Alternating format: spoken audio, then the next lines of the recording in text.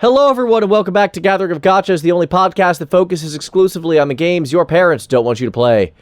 I'm Galen, the SoundGuy Firestone. I'm Ranakel. And this is Dez. Hi, guys. How's it going?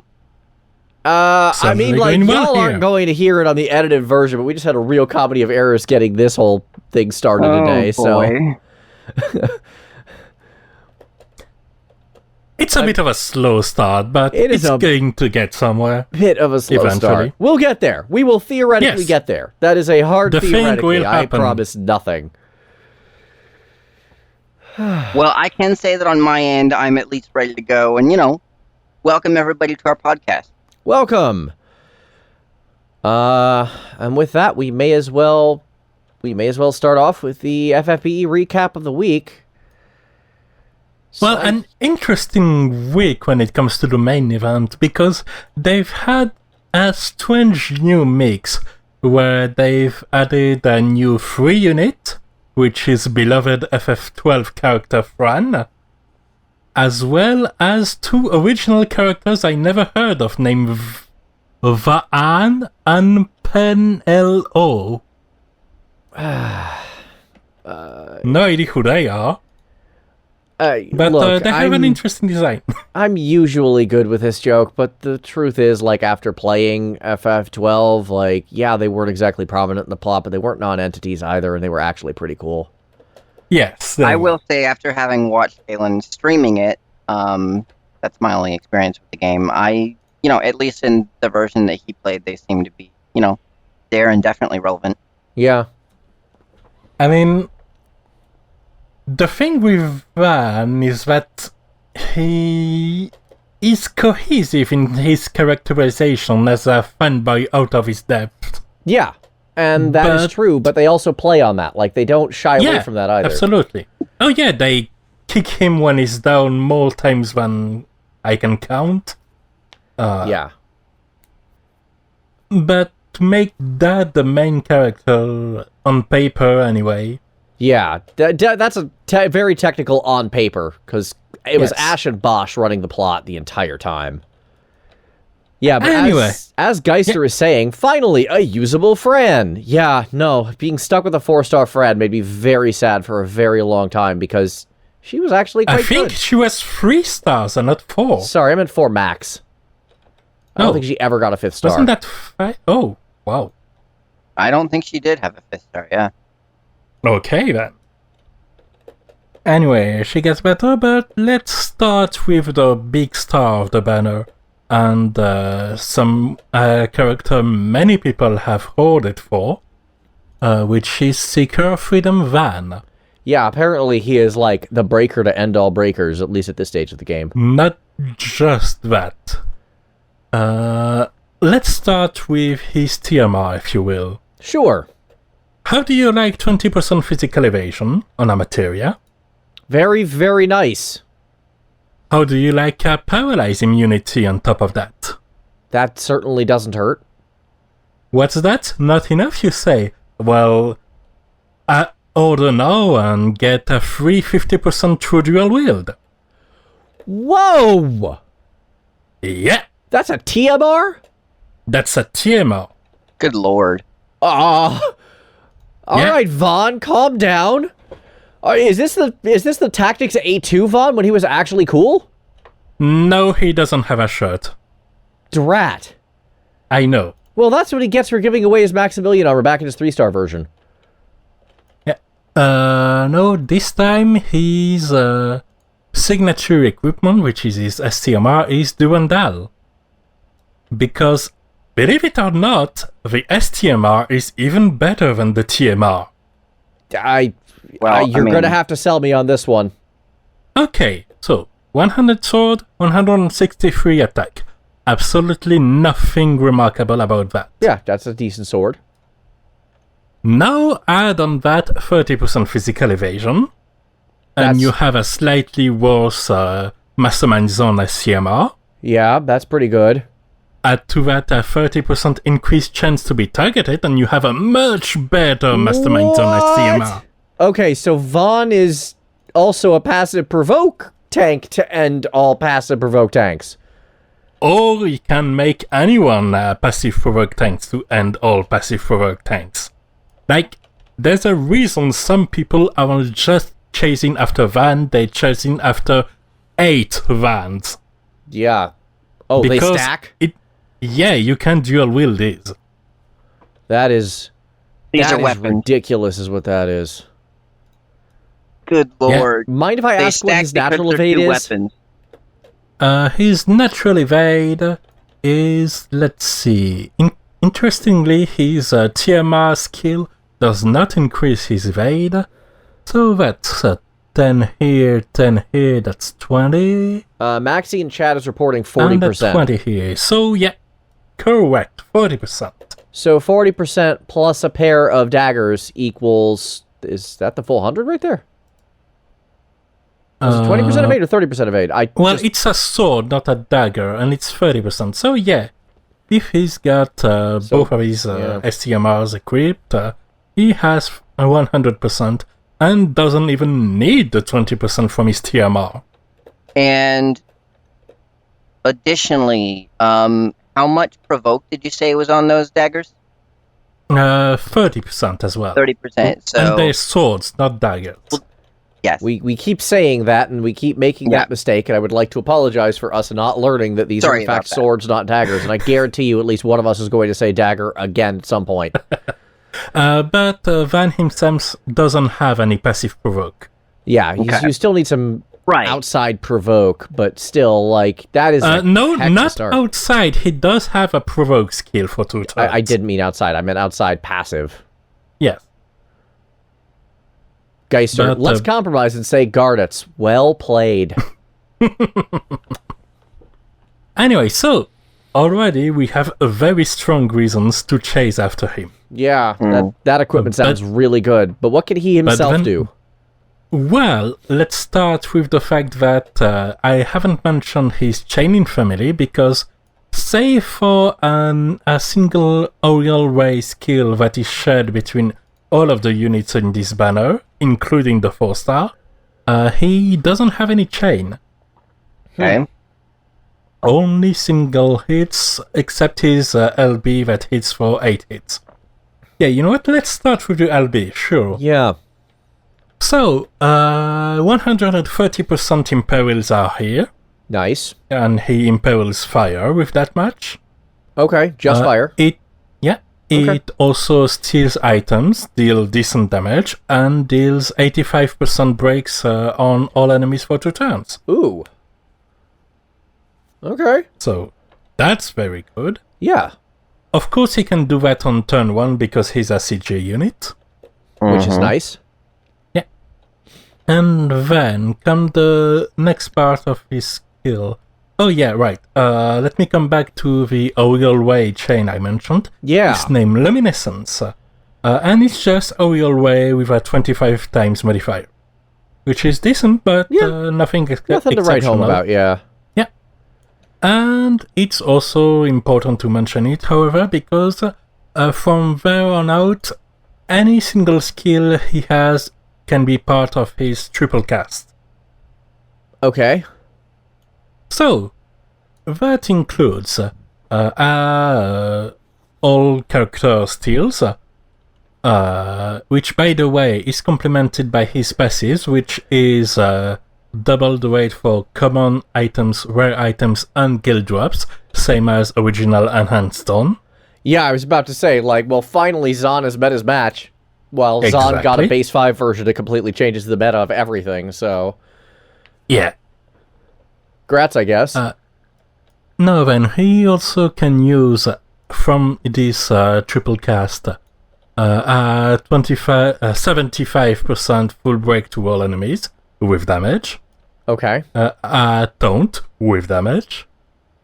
Revive one ally for 20% HP, which does inflict 20% self damage. Okay. 40%, 40 times modifier, so big damage, but also removes all buffs, not enhancements or status effects, just the buffs from an enemy, but it's on a 6-turn cooldown. Okay. So similar to the one Lakshmi lead had, but on a 2 turns longer cooldown. Right, so you're not going to have the same sort of recovery on that. Yes. He also has 130% undermount imperils to fire and wind.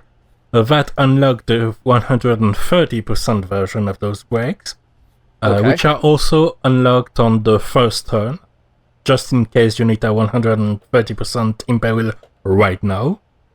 Which I'm sure there's a strategy in which that's going to occur. Yeah. Where it's going to make more sense than a first turn LB for some reason.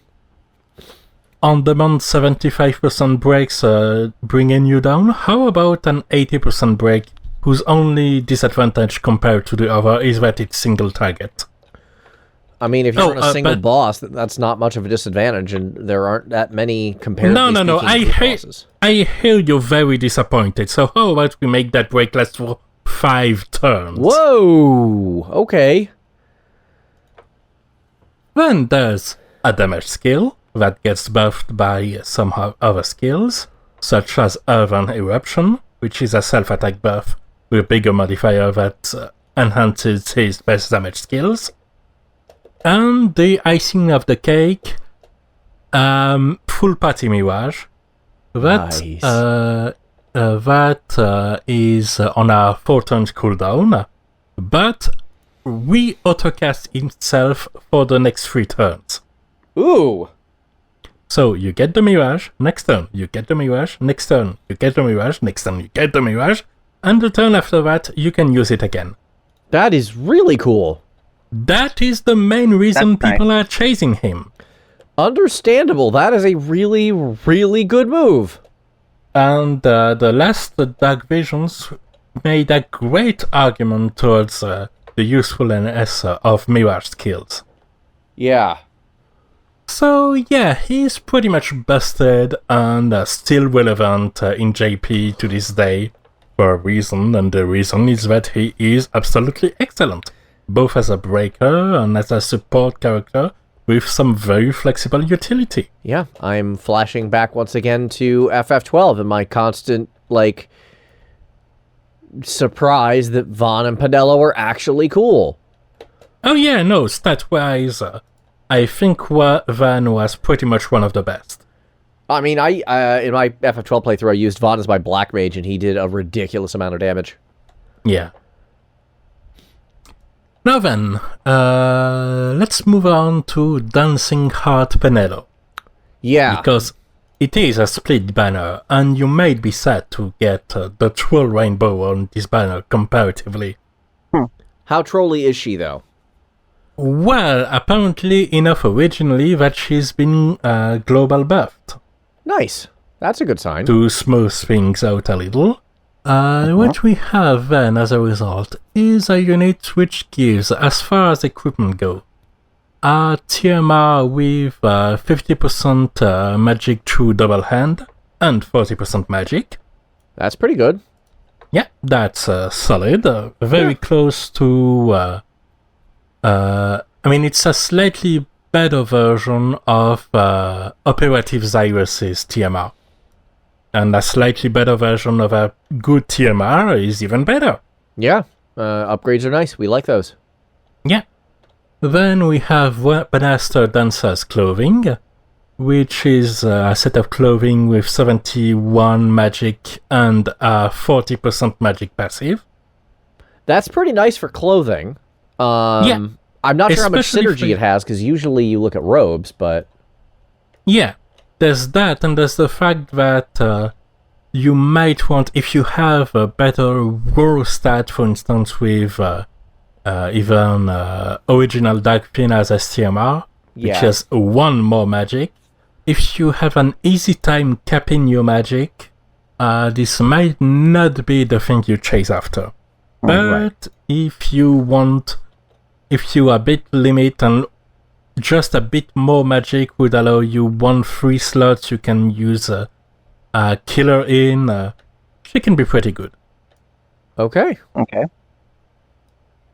Now then, as for the unit itself, Well, besides the Aerial Way skill, which he also has, but as a magic-based physical damage,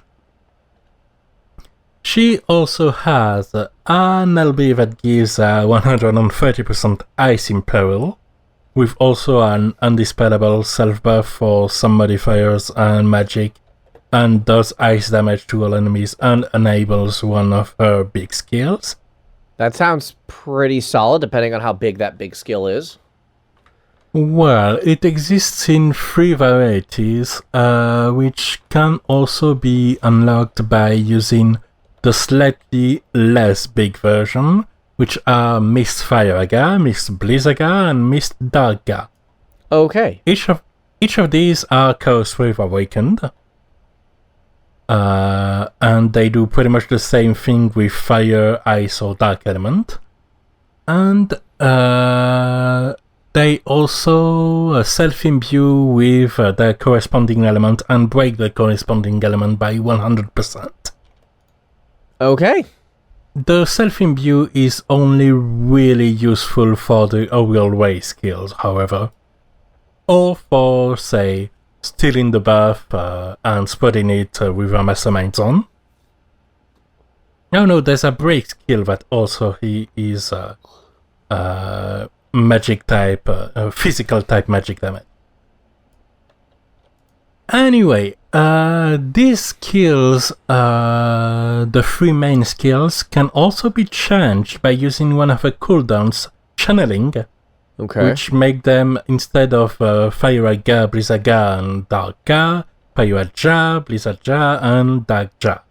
Okay. Which increases drastically the modifier and make the Imperil much higher, and unlocks their skill for 4 turns. So once they unlocked through channeling, you can basically use it every turn. Oh. Okay. Nice. And for some reason, the Dark skill also have a 20% provoke. I think that's actually a reference to FF12. I think there was a move that did that. That sounds familiar. Possible. Anyway, she also has all of which is part of a triple cast. Again, the only exception is the Aerial Way skill. Right. But she also has some support kits, including Kuraga, 30% full party mitigation and spirit increase, full party magic mitigation, it's important to note. Yeah. A 2-turn mirage, but for a single target. 70% full break, which is the one that also is magic, physical type, or something. And shout out to something. Yeah. And a skill that's on a 3-turn cooldown that specifically enhances the fire skill. So she is a better fire chainer than the other skills because of this cooldown. And that, that ties into Vaan as well, who's also very fire-oriented, so that makes sense. Yeah. Except, of course, they can't chain together because Vaan doesn't have any chain. Except the one. Except the AR LB, one, but that doesn't work. You'd have to, give him a chain with somebody, but I don't think you can give CWA. I think you can only give what do you call it? But there's still some synergy there with Vaan's Fire Imperil and LB, and then adding that to Penelo and somebody else doing the fire chain. Yes. Except, of course, this skill already imperils at 130%. Oh, well, wait. So, but overall, while they don't really have the biggest of synergies, Penelo can certainly stand on her own as a basic mage with some utility on the side, with 3 elements and which is certainly usable. Not exactly the brightest, most shining character around, but she can deal significant damage. And if you don't really have someone to chain with those 3 elements, she's certainly not a bad pick, but she's definitely not the chase target Vaan is. More of an incidental character. Yeah, but an incidental character who won't leave you in the dust unless you're a power puller, so... Yes. Yeah. I would say that's relatively worth it all told. Like, it's good not to be disappointed by Penelo. It's not like... There were a couple banners where the other 5-star was so trolly, it was like not even worth discussing. Yeah. Pretty much. And this doesn't sound like the case. She's definitely not on that level. Yeah. Good. Well then, let's move on to the 3 unit. Blue Sky Belle Fran. How is Fran? Well, she is certainly interesting. She doesn't sound super promising. Well, she is very unique in her design, and that I like in exploiting interesting design spaces, but I'm not quite sure how relevant she will be. Okay. So, her equipment. TMR is People of the Wood Archery, which is pretty useful, because it's a 50% physical killer for beast and bird, and a 30% attack and magic bow mastery. That's pretty nice, yeah. Mm-hmm. Is the killer both physical and magic, or is it just one? No, it's only physical, meaning that if you want to exploit the magic part of this materia You'll need and the physical killer, you have exactly one native option, and that's Ellie. Okay. So that's the others can't equip bows. Yeah. But hey, a bow's rare modifier also is 30% attack on magic, so could be a build. Okay. Mm-hmm. And her STMR is Sagittarius, which is a 164 attack bow, two-handed of course, with the good bow modifiers, and with native 50% beast and bird killer. So there's certainly some cases where this is going to be useful. Yeah. Because if you have a unit that's going to use a two-handed weapon, bows have an advantage. Yeah. No, that sounds like a very good one too, so. Yeah. Now then, regarding her kit. Okay. Basically, the way it works is that she also has the same base as the other 2 units, namely that she has an Oriole Ray skill.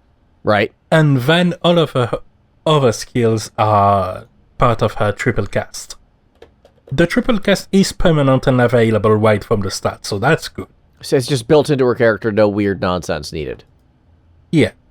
Cool.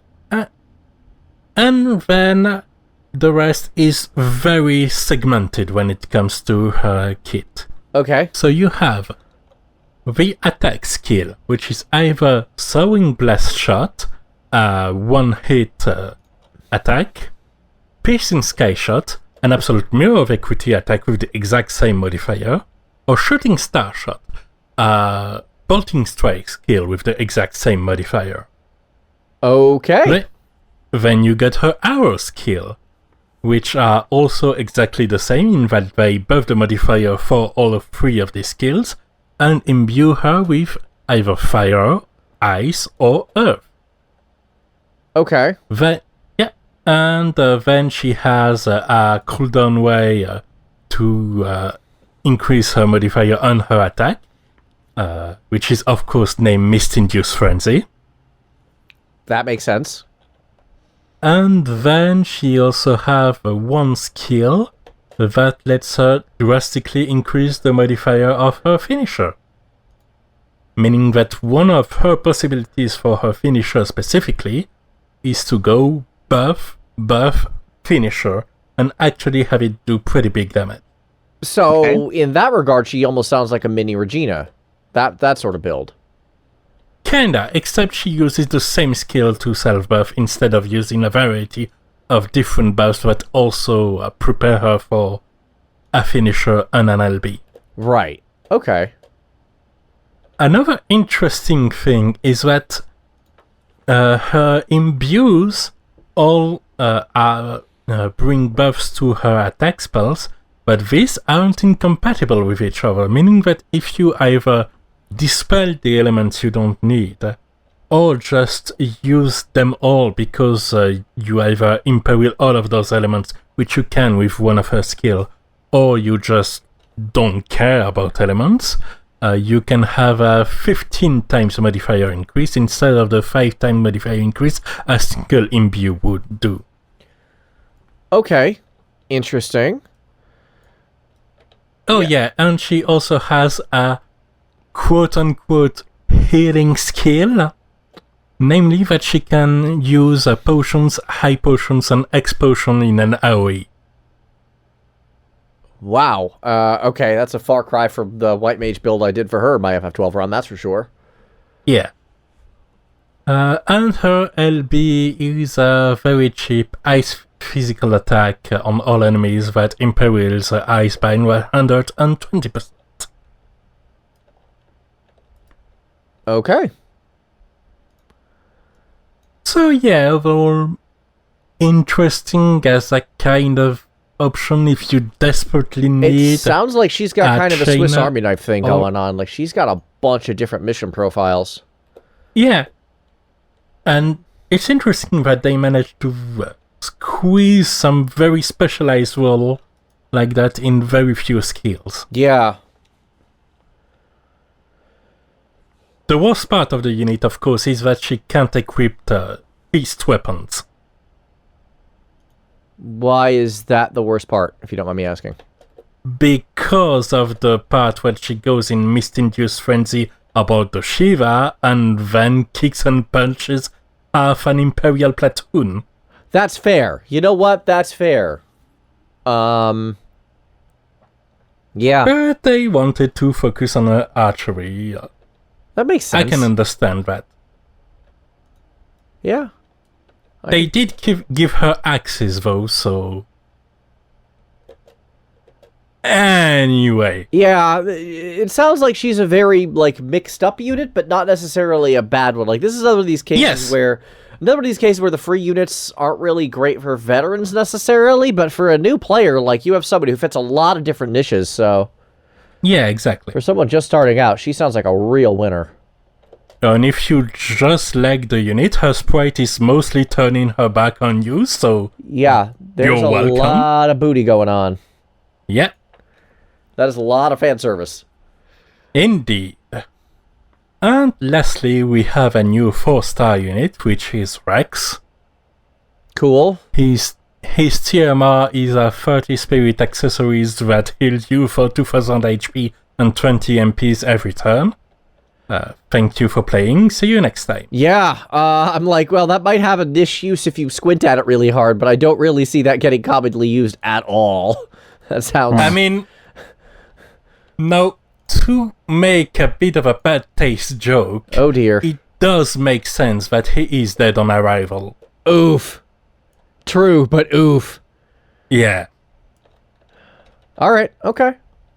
Anyway, overall for this banner, there's the obvious chase of Vaan, but these are interestingly designed unit overall. It really feels like they were trying some things there. Yeah.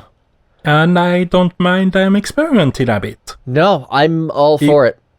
Sometimes it gives us completely broken units. Yeah. Absolutely. I will say my biggest issue with FFBE kind of is how stagnant it sort of feels. Like you have these like tightly set roles, and that just is, and everything has been kind of an improvement on those roles, but there hasn't really been anything like, they haven't really tried to mix up the game a little bit too much. I'm reminded of this wonderful picture taken at a WWE show with Randy Orton headlocking someone.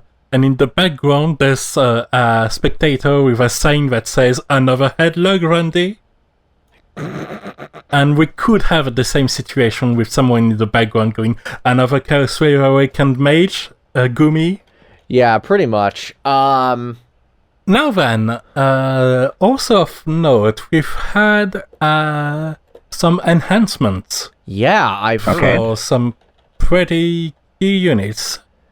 Elena, Morgana, Soul, Sacred Shield Charlotte, as well as enhancements for Kimono Fina.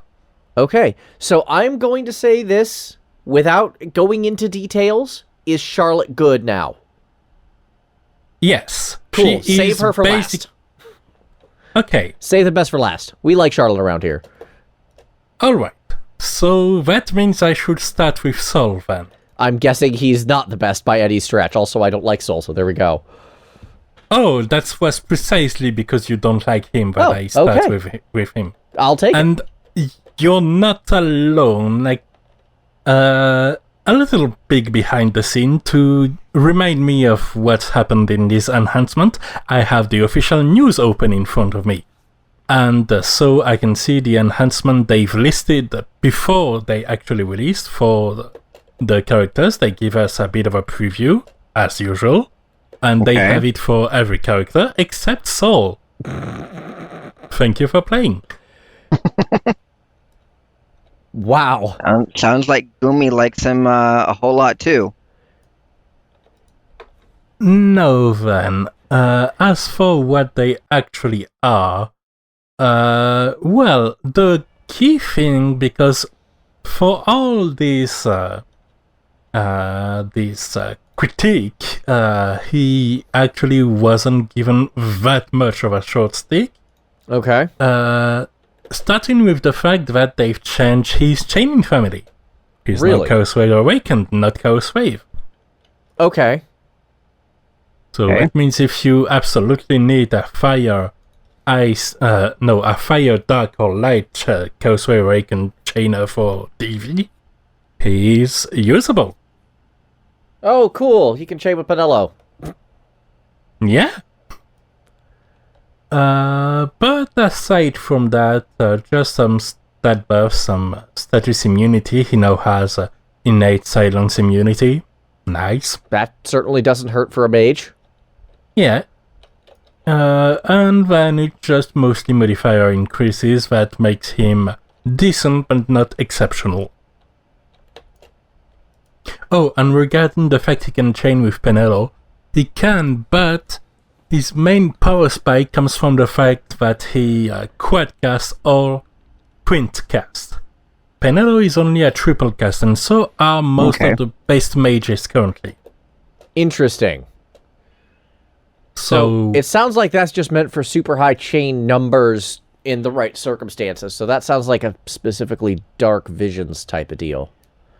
Well, not really, because if you want high numbers, you would need another quintcast Chaos Wave Awakened. Oh, right, and you can't bring friend units into Dark Visions, never mind. Exactly. Okay. So, yeah, alright, cool, go Soul.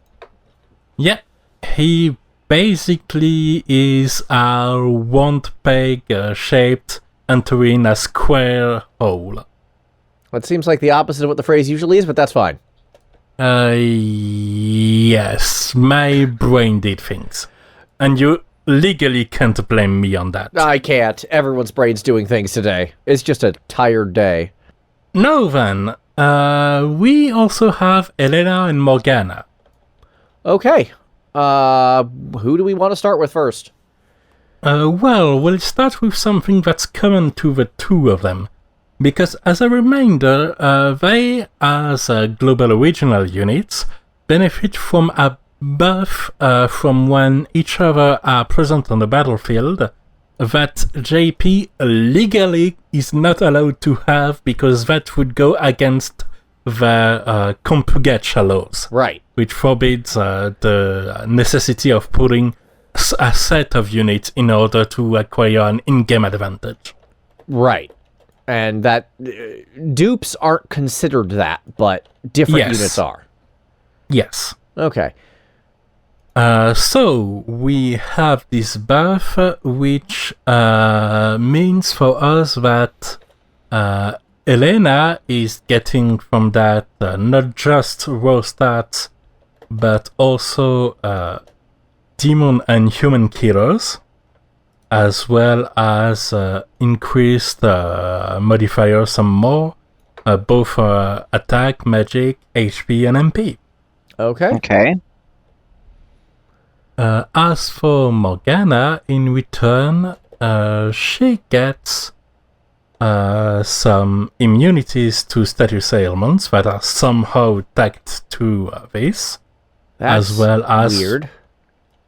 As well as 50% magical through dual wield. That's and really increased good. modifiers to her skills. Okay, so you really want them working together. But did they have the same chain families? Like, I remember Elena was originally Bolting Strike, and I think that was basically it. It was just a big pile of Bolting Strike. Oh, no, there was some AR in there as well. No, they don't really. And overall, I think the best way to think of it is to think of Morgana as a way to buff Elena if you absolutely have one free slot and no better option to bring. So Morgana's a buff bot. That's cool. Let's start with Elena. We have a request from chat to start with Elena, so let's do that. All right. Well, Elena is first and foremost getting a big power increase to a lot of her skills.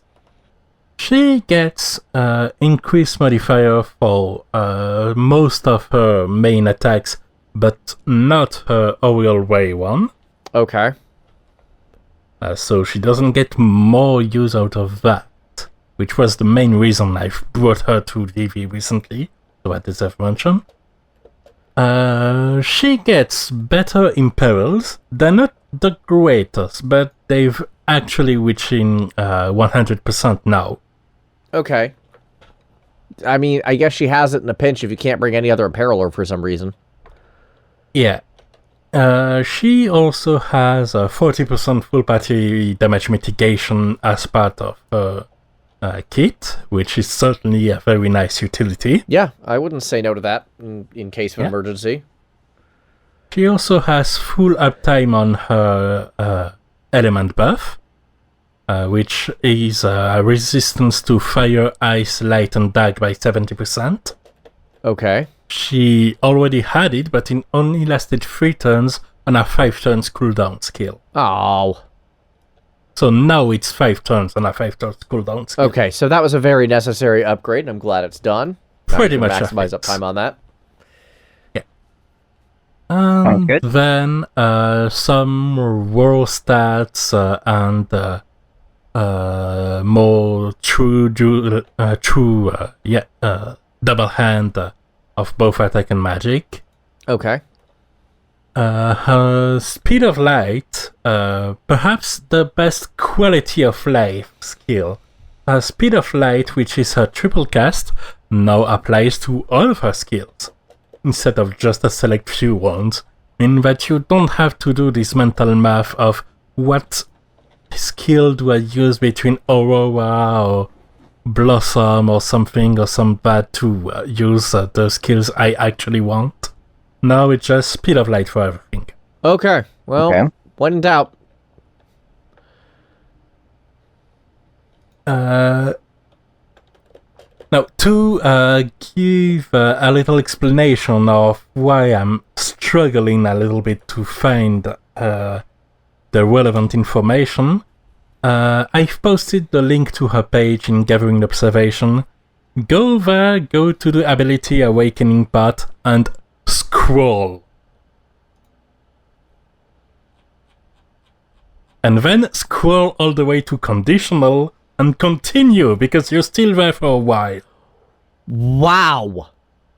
Yeah. What the heck?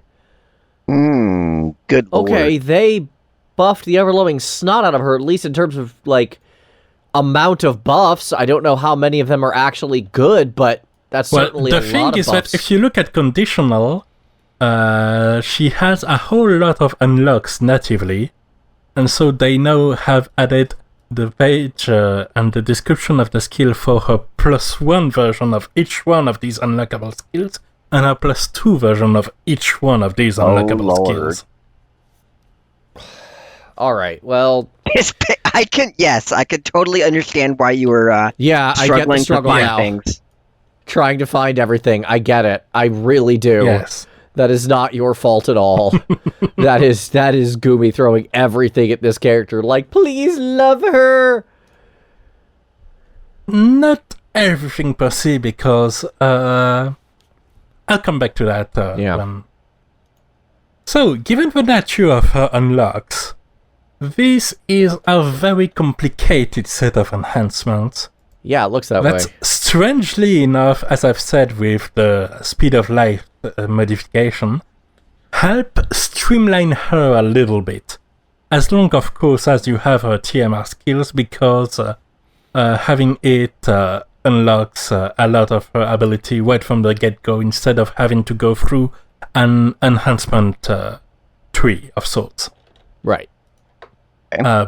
But in spite of that, she does get much better in her utility, but her mods don't really get all that much. It's better for sure, but it's not exactly something that breaks the charts. Given that Elena has won the poll for favorite global original unit, which was a bad decision, but one that happened. Yeah, no, we've talked about this a number of times, but yes.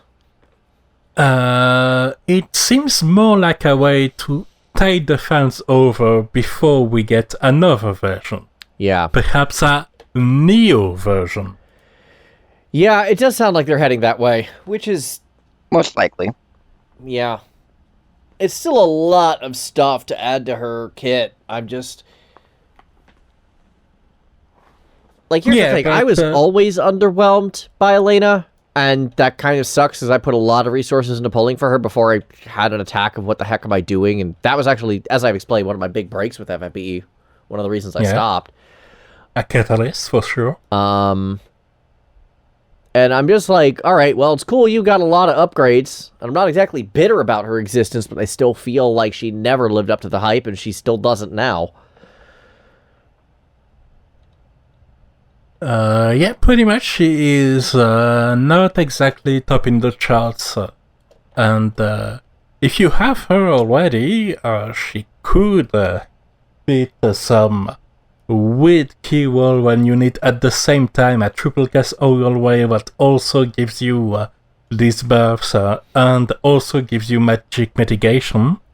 But she's really more of a toolkit than a main damage dealer. Yeah, which is fine. I mean, we just discussed that about Fran. It just feels like someone was so much hype about her being the first global original CG unit and all of the pomp and circumstance surrounding her and her event. It just feels underwhelming. Yeah, it really compounds the fact that Elena is cooler than she is busted. I will definitely agree with that. She's definitely there for the vibe more than anything else. Yeah. You know what also is cool but not very useful when you get down to it? Oh dear. Evo Mage. Oh, I really want summoners to work at FFXII, and they just kind of never did. Citra got close with some of her stuff, but never quite hit the mark. Yeah, and I've actually seen a Reddit post that goes in the depths of why even Morgana's enhancements aren't really all that useful. Okay. Because on paper, if you give her a reasonable incidental Evo Mage buff with some of the TMRs that give magic and Evo Mage and the likes, you can, in theory, get damage numbers that are similar to those of Ram and Ace. In theory. How's this work in practice, though? Because it doesn't sound like that's actually the reality. In practice, there are two problems. Okay. One, the Evo gauge is shared. So if you use skills that cost more than 1, you can't use a duplicate because you want to be triple casting or quad casting those skills. Right, which you can't do if Morgana can do. Yeah, okay. Yeah. Though she does have skills that constantly refill her gauge. So, in this precise situation, she does have the ability to use, say, a quadcast of one of her weaker skills. But that's it. Yeah. Then, we have the main problem with the summoner kind characters, which is that EvoMag, where it does go through mitigation, has as a drawback the fact that it doesn't take into account killers. Yeah, there's never been a killer that works with EvoMag. Yeah. While there is killers that work with normal mages, but there are a lot of killers that work with physical type mages, and there are a ton of killers that work if you have Master Mag Zone to spread physical killers that are in greater numbers than magical ones. Yeah, and then I remember the one reason that Citra was good was not because of her anything, it was because she was more of a utility character than anything else. Like, I didn't use her as a combat character at all very often. She was mostly there for buffing and for weird utility stuff. Divine Ruination chain, while also hitting the party. Yeah. Mm-hmm. Like, she was really cool and, like, the quirky stuff she could do, but I wouldn't dream of putting her, like, on a top damage list, because she wasn't, like, making her have good damage was just basically impossible. Yeah, no, that absolutely wasn't her role. Yeah. And that's the kind of thing you may be able to get away with it with EvoMag, but, like, trying to make an EvoMag hard damage dealer just seems like an impossible task the way this game is designed. Yeah.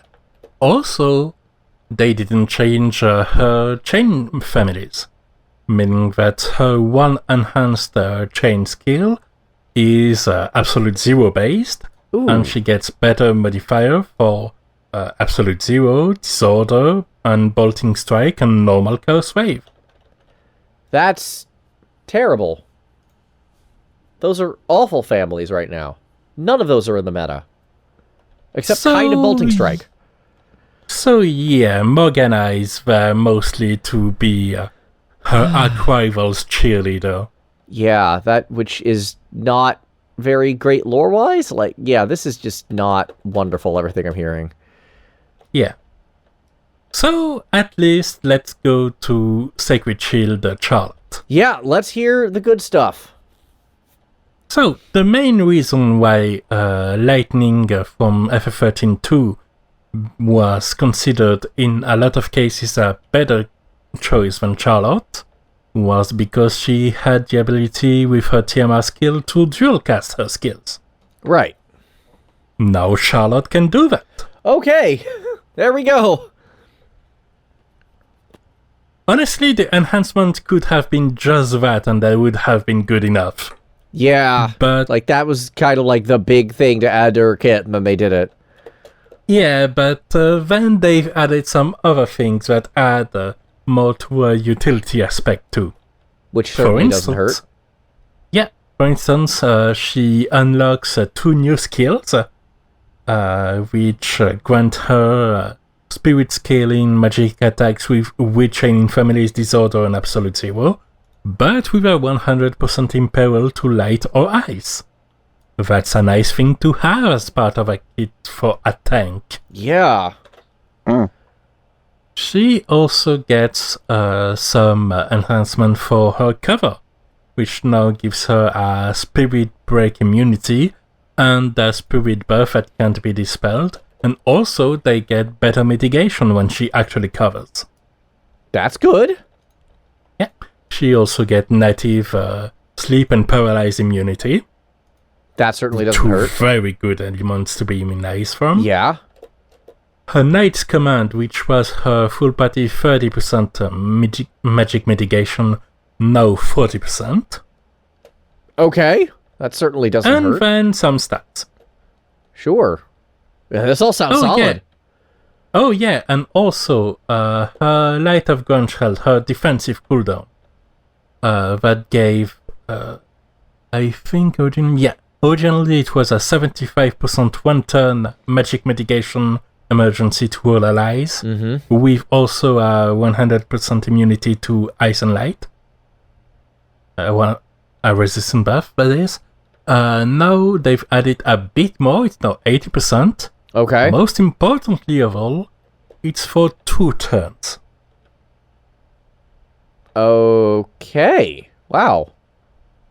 So that gives a lot of flexibility, and even if she dies for some reason, the fact that the buffs last 1 more turn is sometimes just what you need to be able to recover in a trial. This is all very much trial stuff and not Dark Vision stuff, because in Dark Vision you generally don't want to use a tank. But if you need a tank, basically Secretary Charlotte got back in her position as the second best magic tank in the game. I assume Cecil's still topping that nonsense. Very much so. Okay. You can't really top of the sheer amount of magic resistance Cecil can give. Yeah, but, you know, still, it's Charlotte. I've always liked her better than Cecil anyway, so... like, just as and I character. Only have a single Cecil, and so far haven't really felt compelled to USC the second one, which may sound like heresy for some, but so far I've survived well enough. I mean, as we keep saying over and over, play with who you like. Yep. Play with the people who make you smile. And then, very quickly, we've had the latents for Kimono Fina. Okay.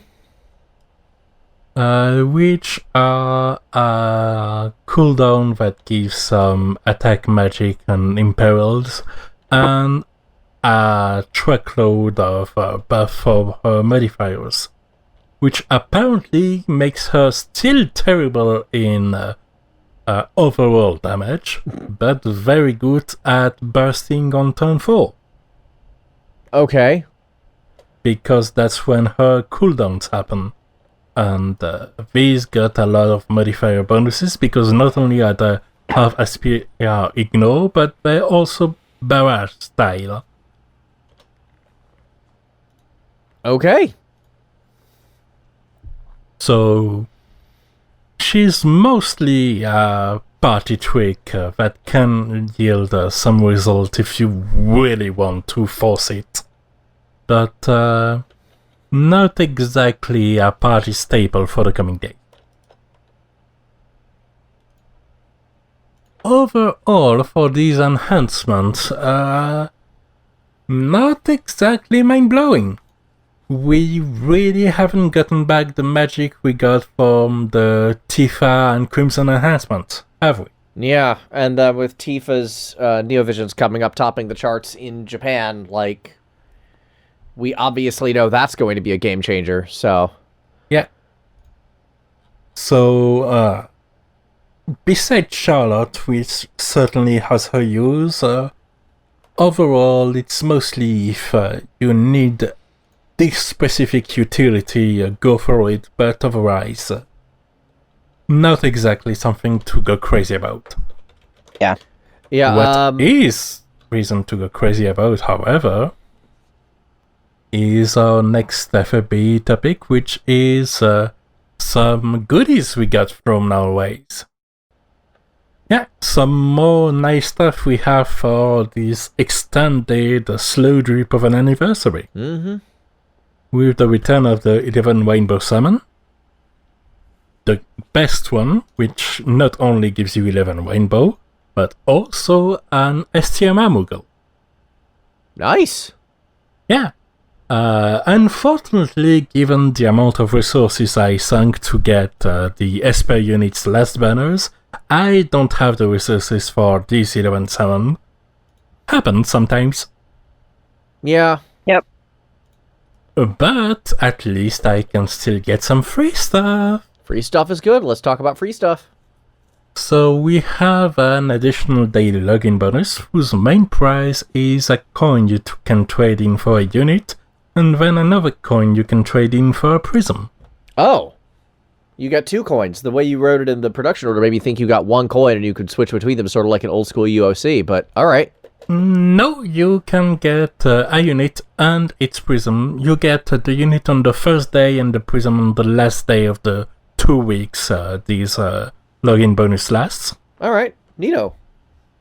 Yeah, and the selection of units, it starts early, so when you start, you can get a free Blossom Sage Sakura. You start getting worried. Yeah, that's not exactly helpful at this juncture. Yeah, but first of note, while we don't have any confirmation of how Neovision will work, we have reason to expect similar Neovision units that we have in JP, which means that Pyroglacial Laswell will get a Neovision version, and he's in the pool. So that's a possibility if you don't really see any better option from the units that come next. Okay. Just to prepare for the future.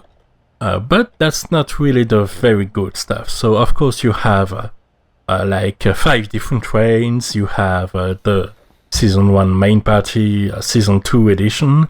You have the Swan 8, and then you continue. You have Kimono Fina, you have Chocobo Fina, you have Sol. If you want to really enjoy his enhancements and you don't have enough Sol, you can have him. Okay. You have the Chair Lords. Okay. Getting better. You have CG Vaan. Now we're getting somewhere. Yep. SINoAlice. Sweet Nicole, ramping up. Nicole and Sakura of the Delta Star. Okay, we're getting good. And the 2 first batches of Esper units. Oh, okay. Yeah, so if you want a War Hero Wagon, which is still very good, or a Dragon Princess Fina, or a STMR Laswell, or a Hallowed Aegis Charlotte, you can have them. Guaranteed. Okay. That's and solid. Yeah, and some of them, even if they don't really top the charts by themselves, provide some unique utility for Dark Vision. For instance, Ifrit is still one of the best beast killers in the game. Okay, that's always good. We like Beast Killer. So there's a lot of good stuff to pick from, I'd say. Yeah. For instance, I absolutely don't regret having USC the Mystical Laswell lately, because of his 150% ice resist buff, which can be very good to streamline some party composition. Especially if you can spread around those buffs.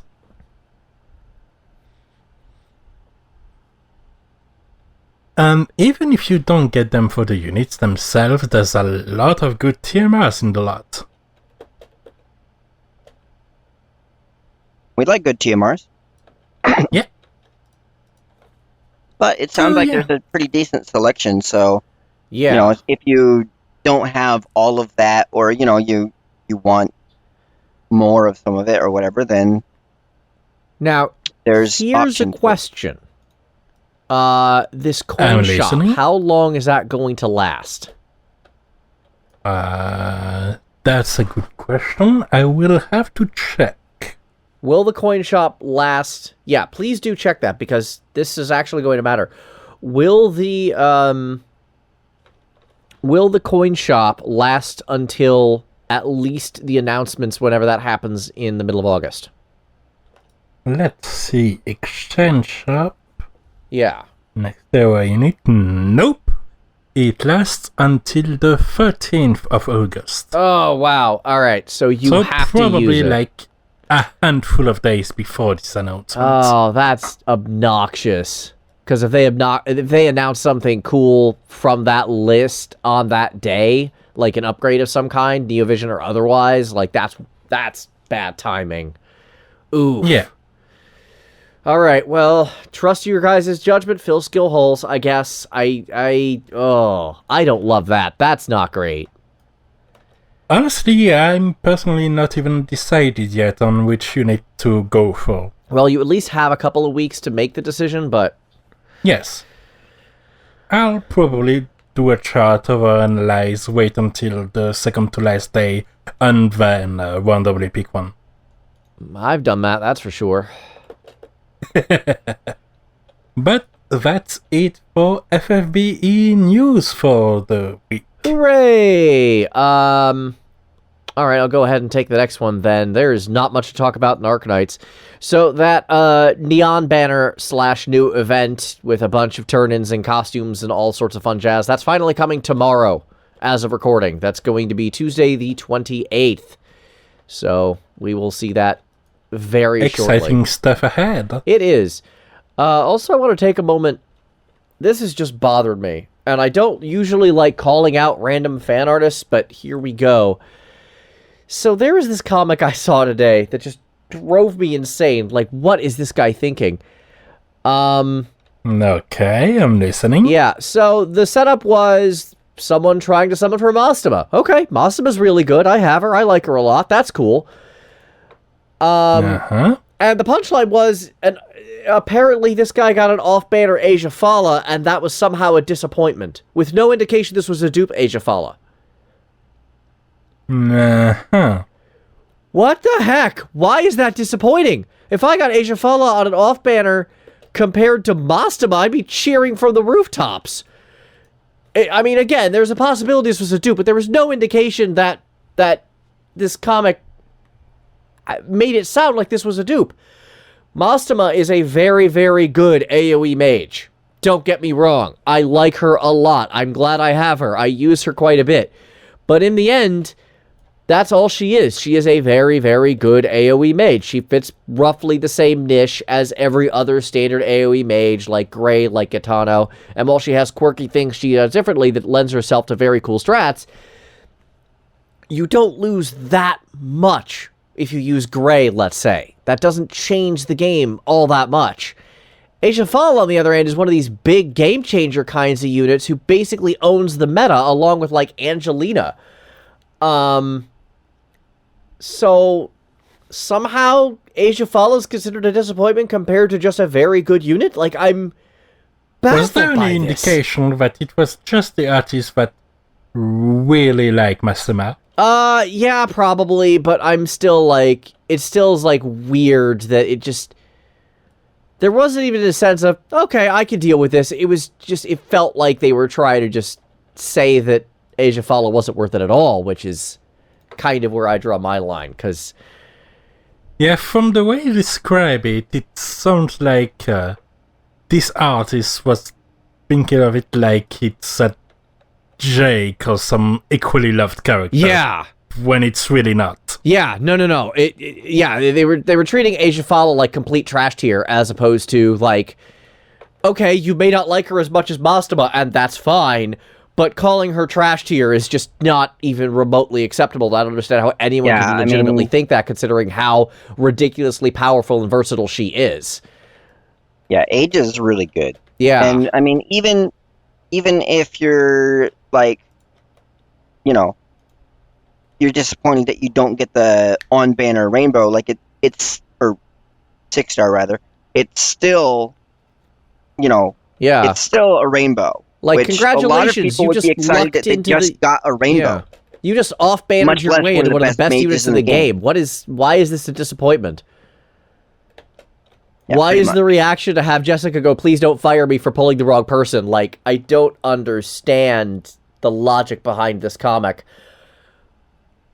Hello, friends, and welcome to the joy of pulling. Today, we learn that sometimes we don't necessarily pull the unit we want, but it's okay because they all can bring a little joy into our hearts. Be kind to your off-banner. Thank you. Yeah, be kind to your off-banner, because if you off-banner it as one of the best units in the game, congratulations, you've just gotten one of the best units in the game. Like, am I supposed to be disappointed in this?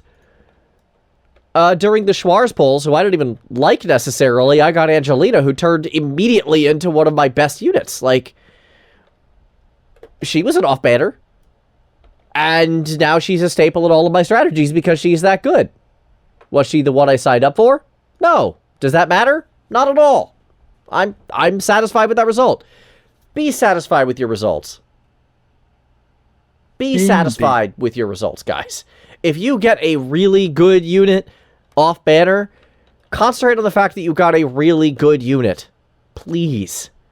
Unless, of course, your results are actually terrible. In that case, you entitled to a little bit of disappointment. Yeah, if that comic showed pulling a Schwarz or pulling a Scotty or pulling, like, these aren't even bad characters, but, like, just in general, I can see why they'd be considered low tier. I still kind of consider Schwarz low tier, despite, yes, her obvious raw power. I would understand that a lot more than, again, someone like Asia, who is this combination single target AoE debuffer, just incredibly powerful character who's good in just about every stage of the game. Like, yeah. I'd understand the comic a lot more if the disappointment was from a character who is actually disappointing. Even remotely disappointing by comparison. Not, like, the nonsense that is Asia Fala. I really cannot stress this enough. Like, what is that fan artist thinking? Okay, that was the rant. I just don't get why they made this character sound like it was a Jake tier problem, and no one can compare the two. That is ridiculous. And that's that. Let's talk about SINoAlice now. Definitely not Jake. No. All right. So, not much going on in SINoAlice this week. Basically, last week they had 2B and A2 is they were on the banner, but they weren't featured. And then, 9S and 2B were on the banner, but were not featured. While A2 and Emil were featured. And then this week, they flipped that around. So, now 2B and 9S are the featured units on the banner, and A2 and Emil are still available. That's so basically what changed. So the event lasts those 2 weeks, but at this point, is the first banner featuring Emil and A2 gone? Yeah, so the rate up for A2 and Emil is gone, and it's been replaced with 2B and 9S. Emil and A2 are still available on this one, but they are... Yeah, but they're basically off banners on their own banner. Yes, essentially. Okay. I mean... Do you have any luck with your pools for this event? If you went up on it at all? I farmed like crazy, and I got enough to do 13 pulls. I didn't get any character classes in those 13 pulls. I farmed some more, and ended up getting enough to do the 14th and then the 15th pull. On the 14th pull, I got A2. Nice. Okay. And then on the 15th pull, I got Emil. Okay. Okay. As a reminder, when does the game's pity system kicks in? 15 pulls. Oh! Would you look at that? That gave me enough to pity 2B. So... There you go. There we go. Well, you have all the characters that matter. Oh, okay, so the pity systems work across the 2 banners then? Yeah, the pity medals were still there. And basically, any pulls you do on either of the 2 banners, you get medals that you can exchange for the things that are in the shop at that point. Right. At least I can appreciate that they didn't separate that. Yes, that was a welcome surprise. I was not sure if that would be there or not. Well, that explained. But it was, I mean, that answers your question as to what you were going to do with the pity medals at that point. Because I remember you were asking me about that on the Discord. So, get 2B sounds like a pretty good answer to that question. They did give us 1 free 2B with the when it came out, and then this is another 2B class. I think the one they gave was the Breaker, and the Gacha one is the Crusher. Correct. Breaker specializes in swords, and Gacha one specializes in hammers. And then 9S specializes in full arms, lances, basically. Anyway, that's most of what's going on in SINoAlice. Did I cover also the there is one other banner that's up right now. I don't remember when. Looks like it started like last week. I don't think I covered it. The last banner you talked about was, I believe, the Little Mermaid one. Yeah, so this one's a different one. This one is another class for Alice. Cool. Okay. That you can get. It gives you her sorcerer job, which specializes in tomes, which are usually like debuffs on enemies. Anyway, that's pretty much it for SINoAlice. I got nothing else. Yeah, quick week on SINo and on Arknights this week. Yep. Okay, well then let's take it over to War of the Visions. Alright, War of the Visions. Well, we're having also not the most full of week, not with the excitement of a new meta-defining unit or anything. That's gonna come next week. But of note is that generally in this off week, they put an old unit featured in, for instance, the daily purchase reward.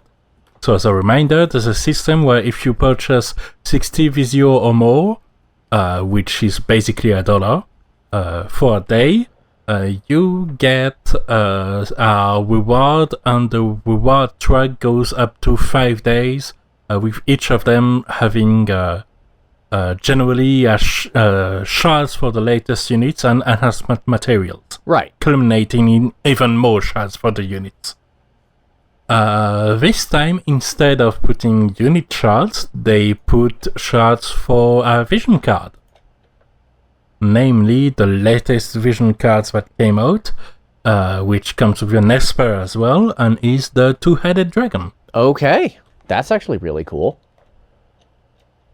Yeah, it's interesting because disregarding even the two-headed dragon itself as a unit, as an Esper and as a vision card, I think we're slowly getting to the point where we're transitioning from getting units, getting a party, getting it leveled up, the early game progression of the game, right, to the point where we need to think and prioritize over units, I would even say, things like vision cards and equipment and all sorts of things that provide lasting bonuses and can drastically affect a character's effectiveness, but that are not quite as prominent or quite as fancy as a shiny new unit or indeed even a summon. Okay. So, with that in mind, they've released this week 4 new vision cards. The main one being the UR two-headed dragon. The vision card itself gives a dark attack bonus to the unit that has it equipped. Okay. Good for Venera, for instance. Right, if you want to use her in an attack build instead of an evade build. Yeah. And it also gives the whole party an increased damage cap. So there's a native damage cap at 9,999 damage per single attack. Right. But some things, such as this vision card, can lift it a little more.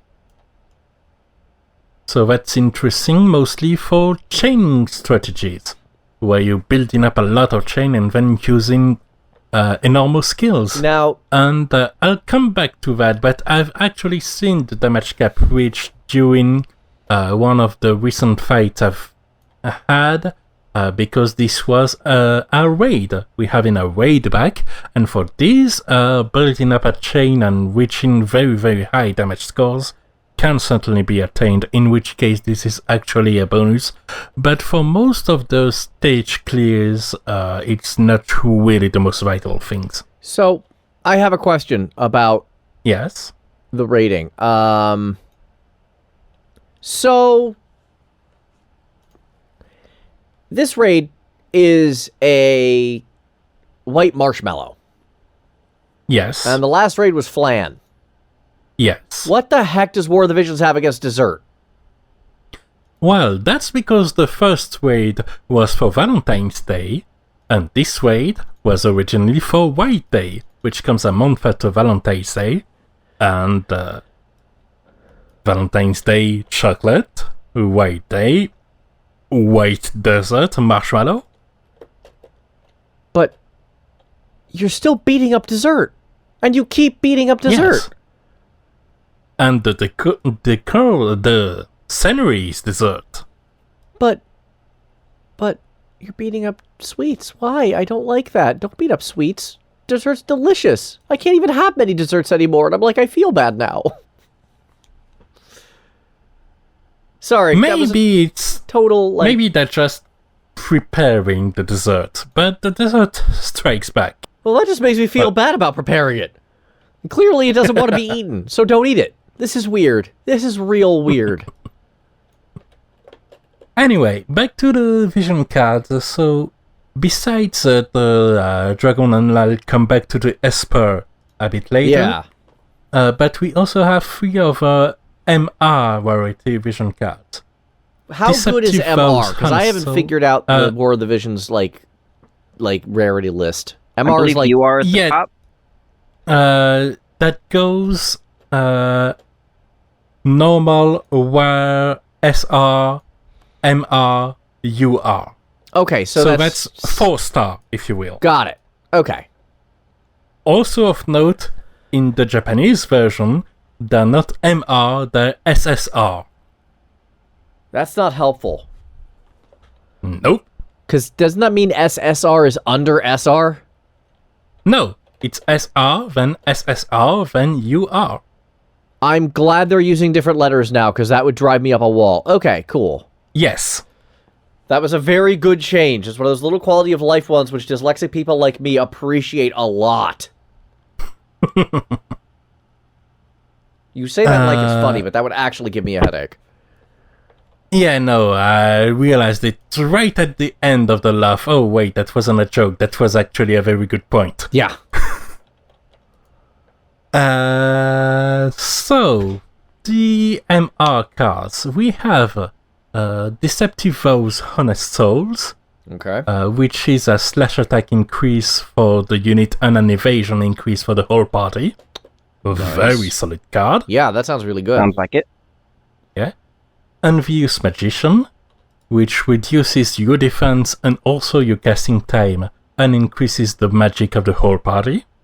Okay. And the perks of having Charm, which is a personal increase of max damage cap and light killer for the whole party. So overall, pretty useful cards that actually fit roles that I use these days. Yeah, it sounds like. That seems very in line with... Yeah, and they're continuing one thing they've started with the standalone vision cards we got from JP that refer events, such as, say, Greetings from Afar, which was a New Year team vision card in JP, and thus was limiting in JP.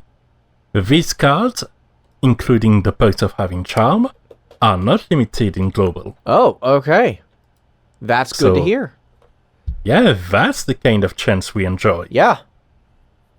That's very cool. So you can theoretically off-banner it in the future. And appreciate your off-banners, folks. Because none of these sound bad.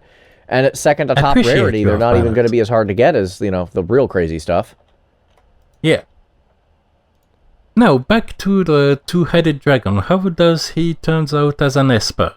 Well, he's a light elemental Esper when it comes to enhancing him. Okay. With stats mostly geared towards attack. And he has Dark Killers and Dragon Killers and slash attack buffs. And more accuracy than most others. And some critical damage. So overall, definitely not really a niche Esper, but a basic, usable Esper for slash attack units, which are very popular these days. Good old bread and butter guy, I'd say. With the only thing that really not makes it that much at the top of the priorities for some people is that Odin exists. I mean, Odin's a pretty good Esper as Espers go. I have a question from the chat. Do they have a CG summon?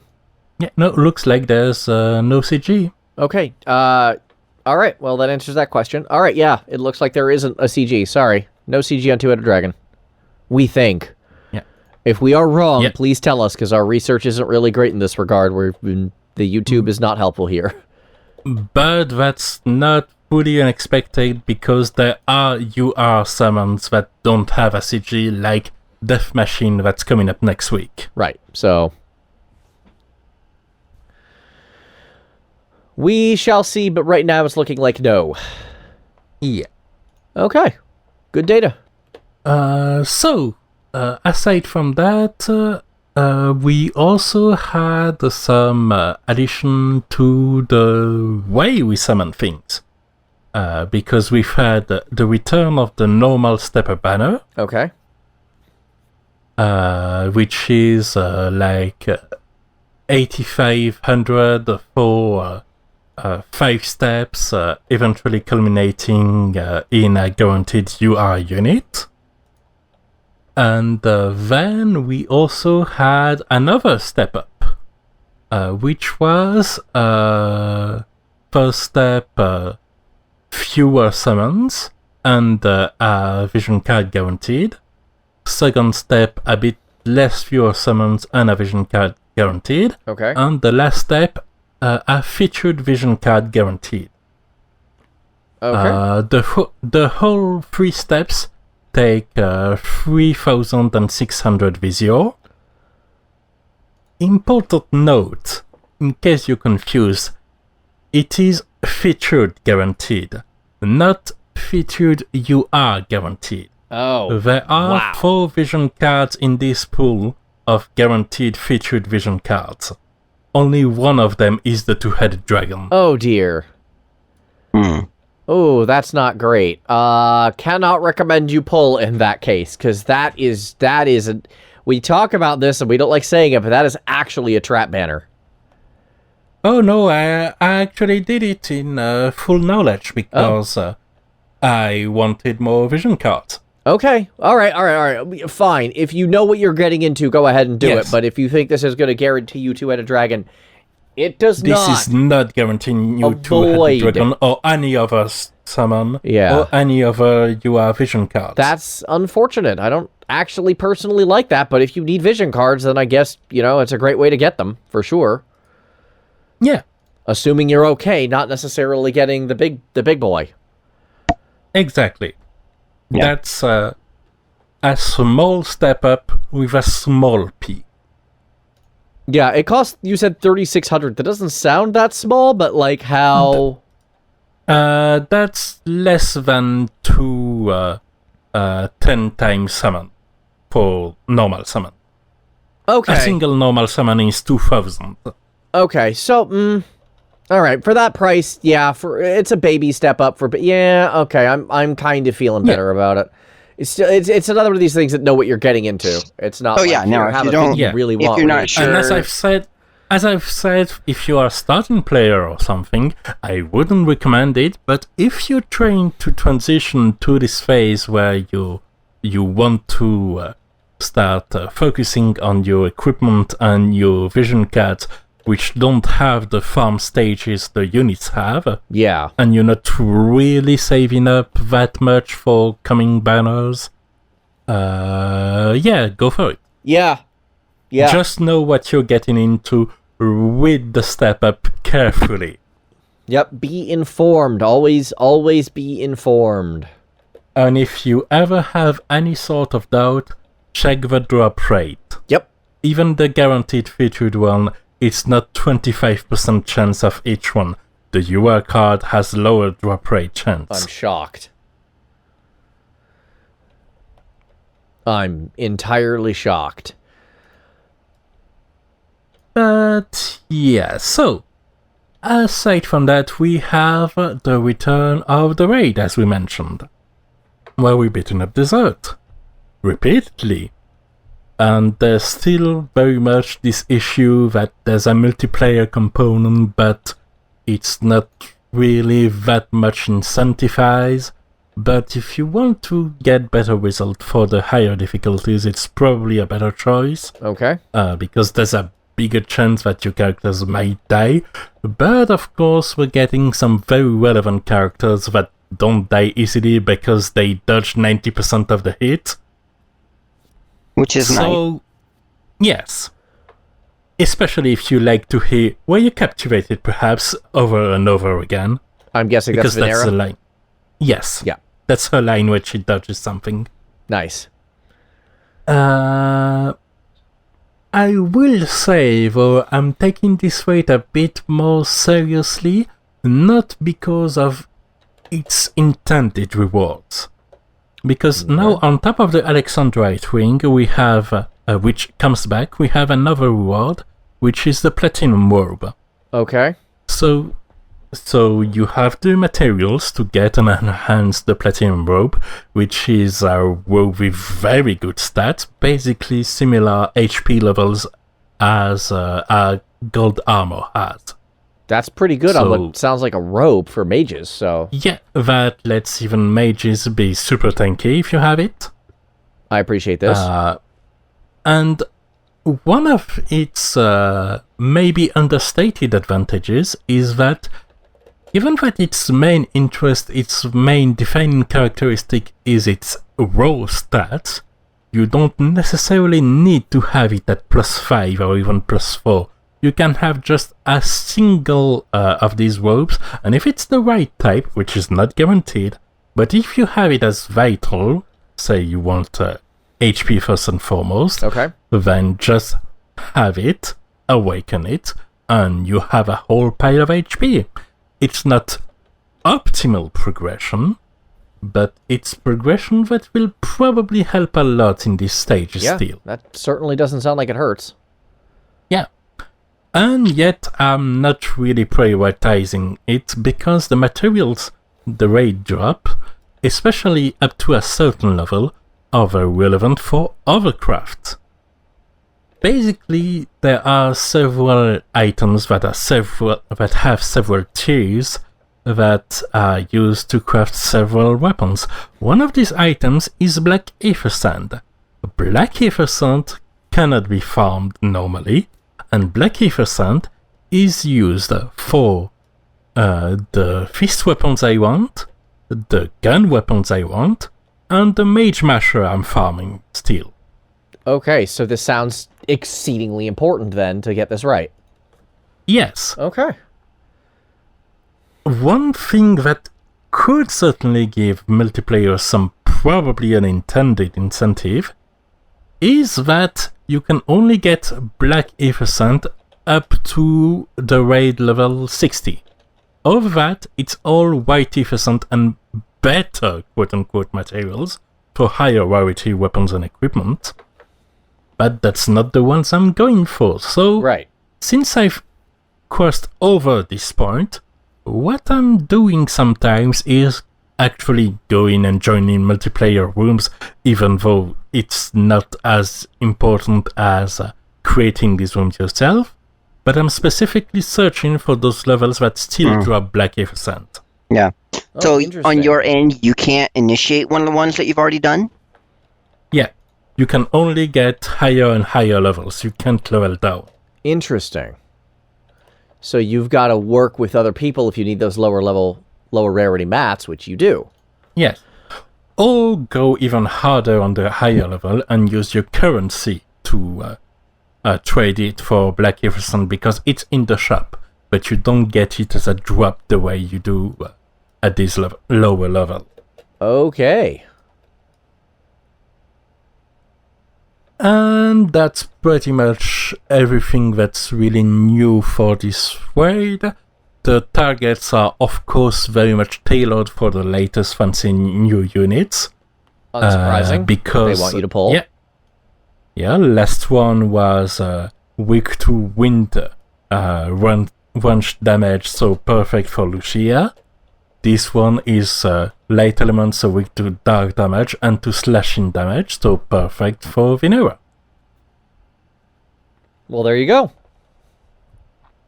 And lastly, we've had our very first War of the Visions update video. Okay, tell me about this. We get this updates video regularly for FFBE. Yeah.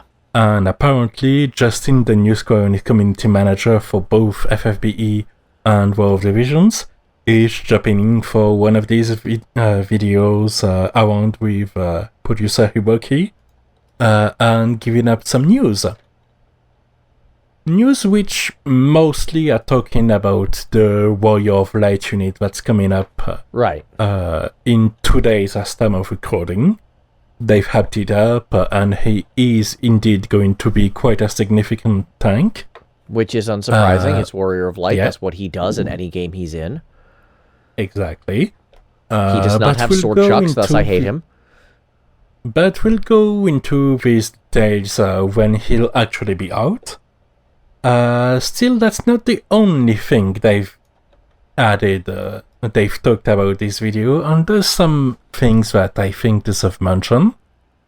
One, and perhaps the most significant one, is one of the most requested features for the auto battles, which is the ability to turn off specific abilities during auto battles. Yeah, you were mentioning that as being a real problem in auto battles, so that's actually really helpful. And we'll be able to do that sometime in August. They've confirmed they've given us a month. There you go. And not just soon. That's fantastic.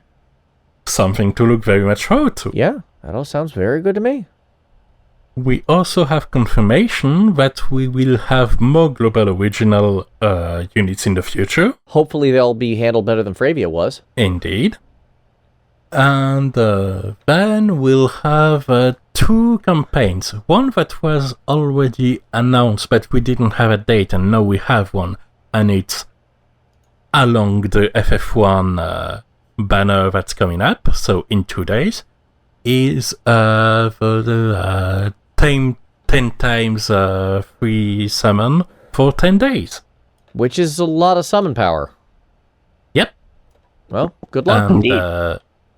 And that's certainly something that's going to give us some nice scattershot set of units. And given that I'm reaching the point where some of the units I've focused on are reaching the point where they're almost at a TMR, that's certainly a good moment to have random points and random units that could be the next unit to focus on during the daily shard missions. One thing they've clarified, and I'm very glad they've cleared it up before the banner even went up, is that the free summon is only for permanent unit. It doesn't count the limited units that are currently up, meaning that it doesn't have Warrior of Light in it. Oof. Which is an oof, but not a huge one. They're free summons. Completely, because a limited unit is a lot of focus. If you got one randomly and you're not prepared to have it and push it to the max, honestly, it's not really going to be that useful. Yeah, I seem to recall you having that exact problem with Fravia.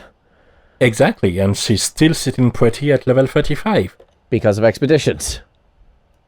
So that's honestly not something I'm too mad about. I would have been a bit cross if they've blurred the lines a little, but they've made things very clear before things even get up. We cool. All right, fair enough. Again, as long as you have the information to pull responsibly, then you're in good shape. Exactly. Know what you're getting into. If you do intend to pull, there is something for you. The 10% refund campaign. During the period, which does include the Warrior of Light summons, okay, you spend 2,000 Visio, you get 200 Visio back. Okay. Cashback is a common thing credit cards do, so that's not exactly unheard of. And it's for summons. I think it's for Visio purchases in the shop as well. So that's good. Okay. I would probably have preferred just 10% lower cost, because if you have exactly 1900 Visio, you can do this pool. Perhaps even more relevantly, if you are just on the verge and suddenly these 200 visio you're getting back are digging into your paid visio pool, that's the situation where you have to pay attention and see if you don't have a way to get these few more free visio. Yeah, because War of the Visions does that evil thing of differentiating paid and unpaid.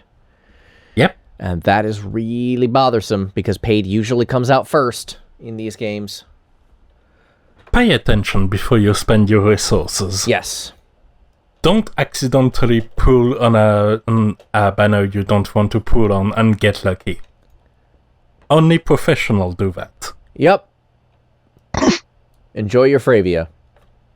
Hopefully one day you can enjoy your Fravia, because she actually sounds really cool, but you just weren't in a position to get her. I hope that when we get the next global original unit, we'll also get a return of Fravia shards. Yeah. I could see myself going after her at this point, because I'm not really saving for any unit in particular at this point. Yeah. Mm-hmm. Well, hopefully it works. I mean, best of luck. Indeed. Now then, let's talk about things that didn't work, shall we? I was about to ask if we're moving on to our next topic, so let's go ahead and do it. So, y'all remember that Castlevania gacha? Well, neither did I. I had no idea this thing was something that existed. I had no idea that we apparently covered it on this show.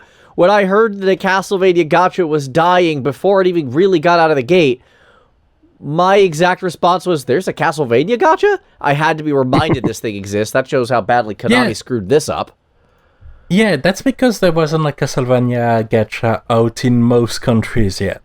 They had a short release, or a test release of sort, a year ago, in, I think, Japan and Canada. Japan and Canada. That's a combination of spots. I think we did mention that at the time. Yeah. Now that I'm thinking about it. Yeah, and it's not unusual to have soft releases like that, where they keep it there for a week or two and then open it up to the rest of the world. But apparently whatever rollout existed was bad enough to kill the entire game entirely. Do we know anything about how that played out?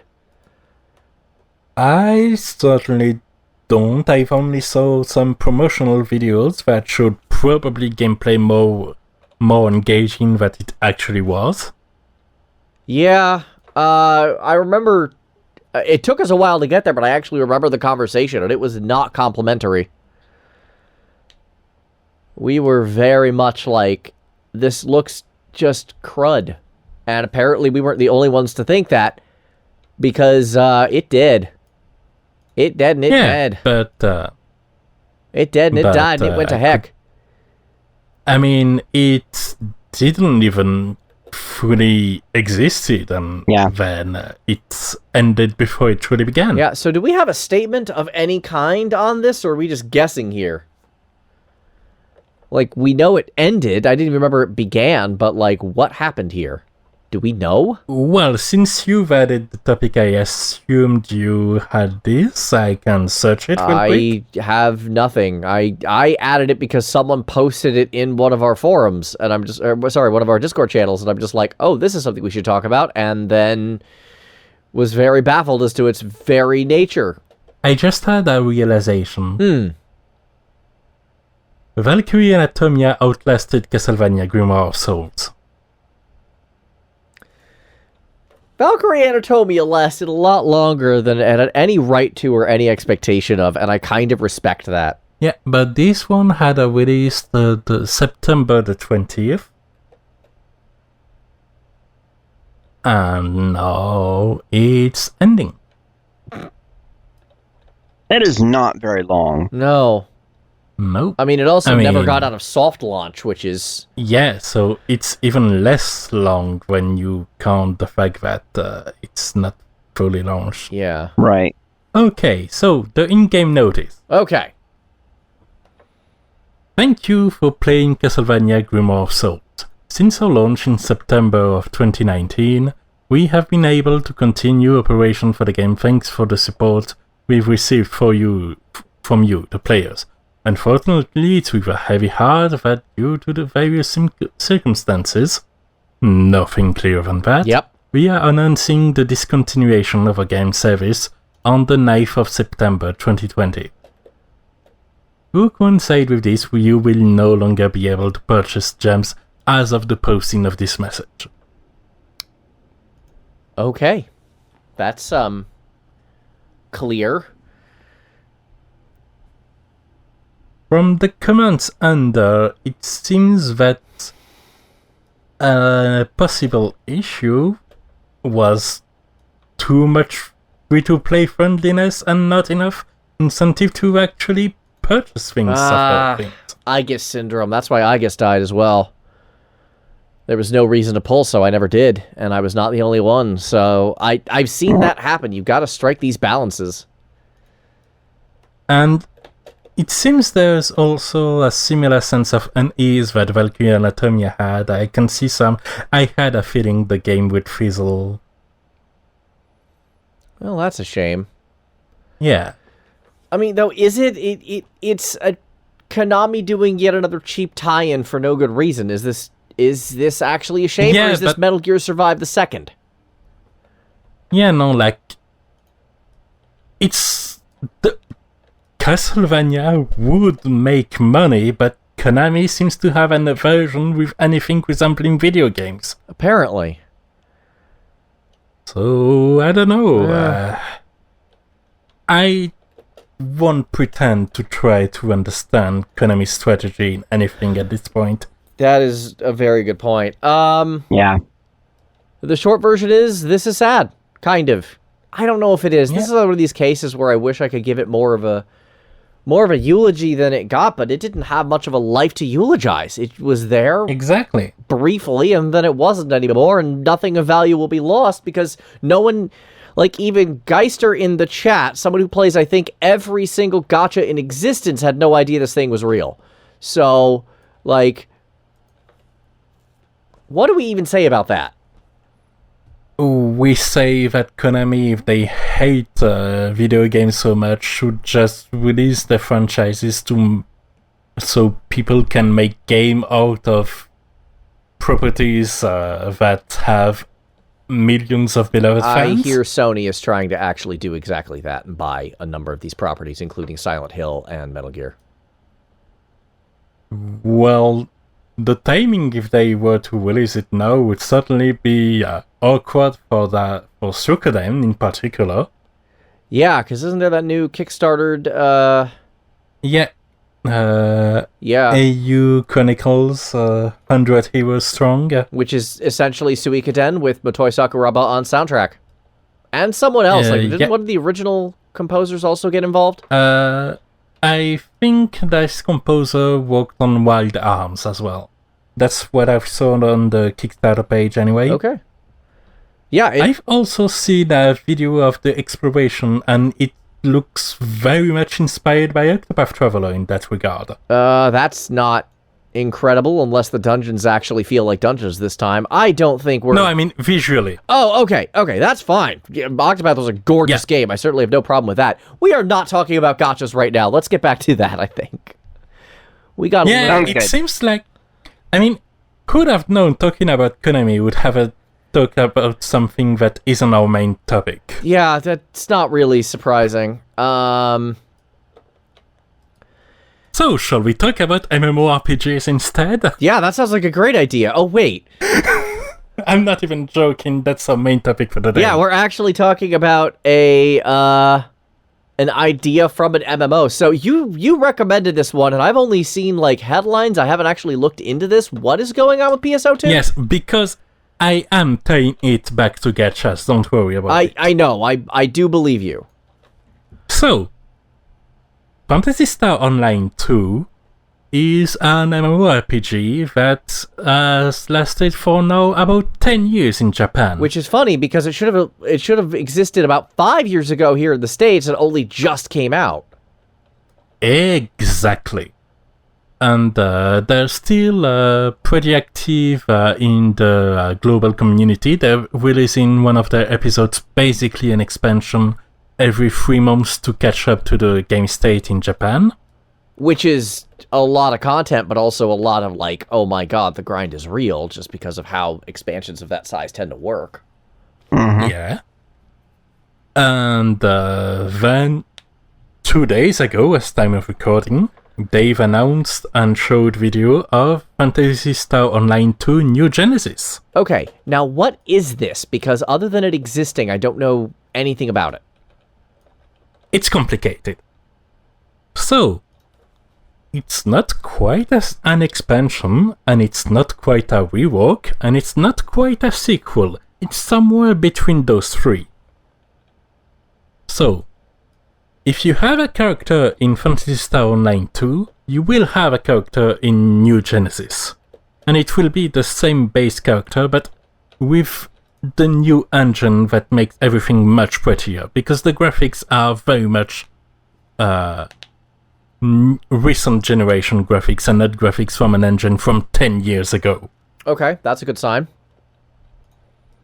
The gameplay seems to be even more action-oriented than before. Which doesn't strike me as a problem. There seems to be some fundamental system changes, like the ability to change weapon mid-fight while they're tied pretty much to your class in the original PSO2. Okay. They've also said that while it will have a new areas and a new story, there will be a link between the two games. First with the character transfer, but also some things carry over, such as pet currency and your cosmetics and your weapons, for they may work differently to accommodate for the new systems. Okay. And your character's base appearance. But your story progression and your levels and your classes won't carry over.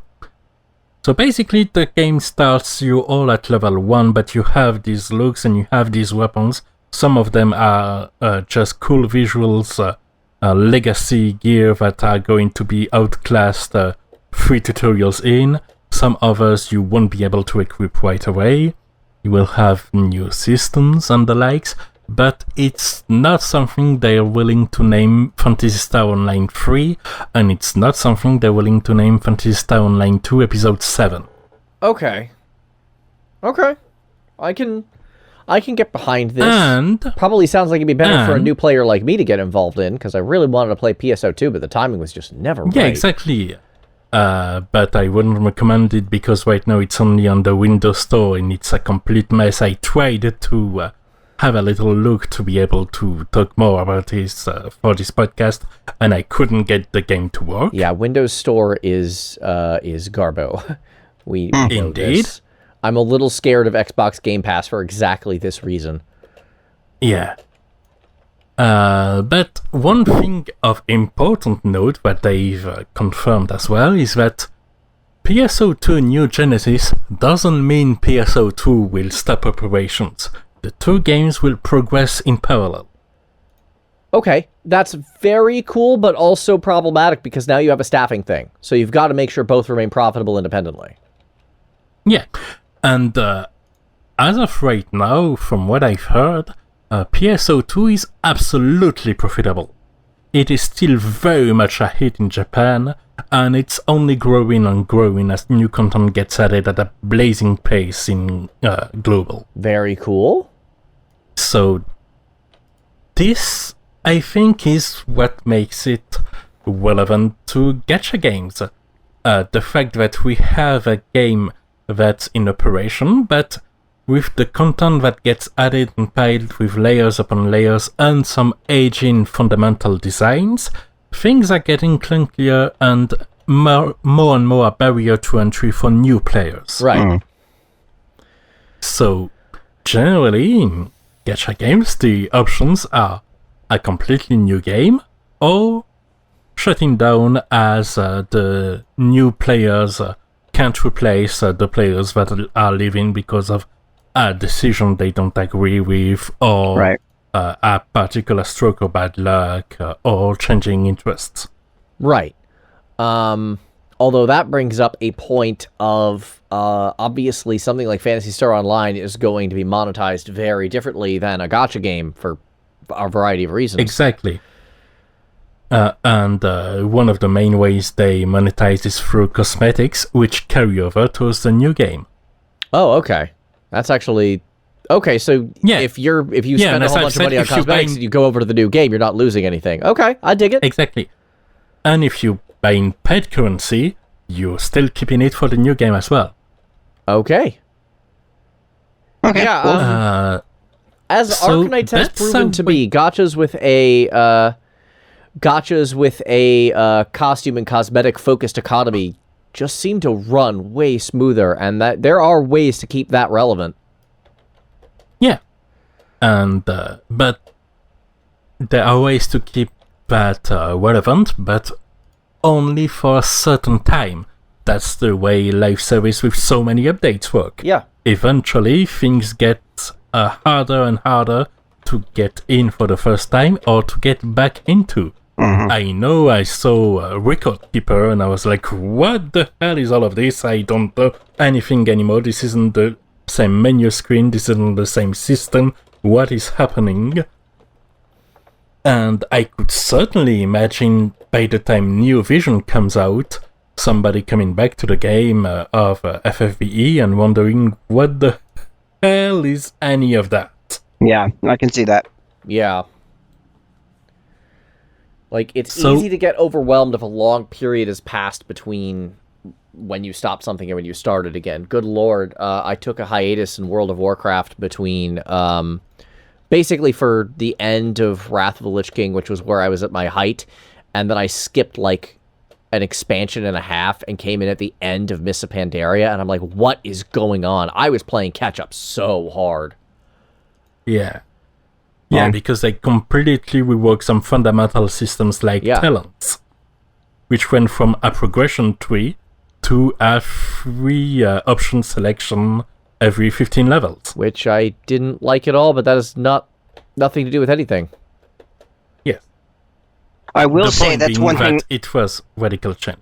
Yeah, I will say that's one thing I appreciate about 14, which I've been playing, is that I started the game, a few months ago, I guess back in February or so, and, it wasn't that bad to get into, even though they've had multiple expansions.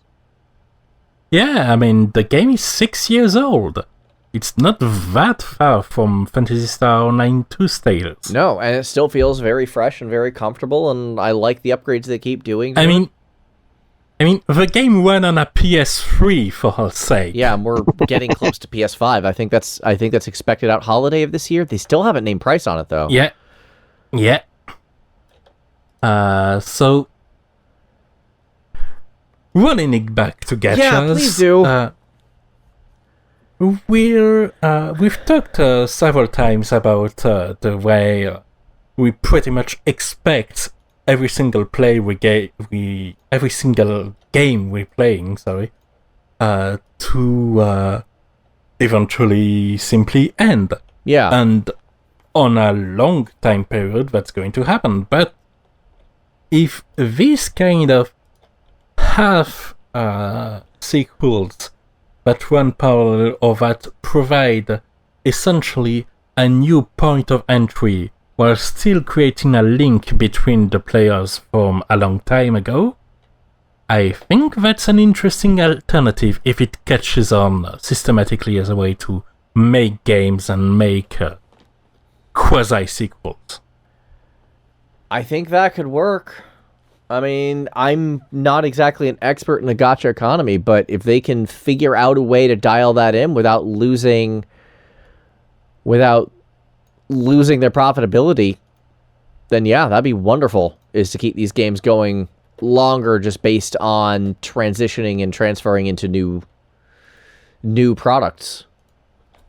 Yeah, if instead of having FFBE and then if you want to play anything related to that, go and enjoy War of the Visions, which is a completely different kind of game. Yeah.